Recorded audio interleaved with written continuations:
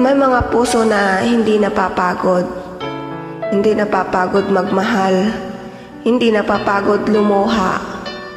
Mga pusong paulit-ulit na umaasa sa tinatawag na one more chance.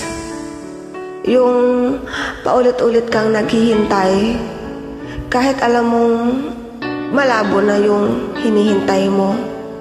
Kasi nagmamahal tayo eh. Alam natin kahit tayo'y nasasaktan na, dun pa rin tayo sumasaya. Kung sino yung taong nagpapasakit sa akin at nagpapaluha, dun pa rin tayo ngumingiti. Kung ano yung bagay na nagpapaturog sa puso natin, pakiramdam natin dun pa rin tayo liligaya. At yun pa rin bagay na yun yung magbubuo sa nagkapira-pirasong bahagi ng ating puso. Minsan, napakahirap isipin, di ba?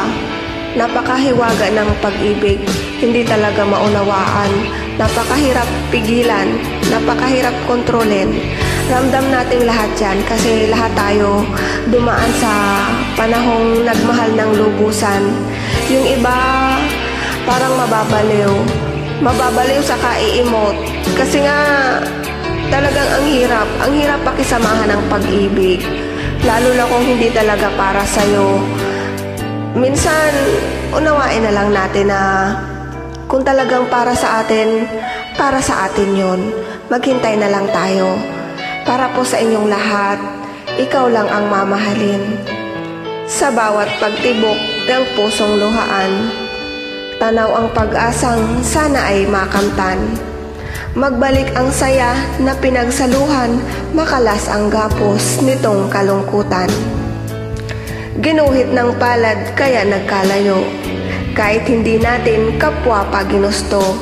Pagsusuyuan na tuluyang naglaho, magbabalik pa ba tamis ng pagsuyo?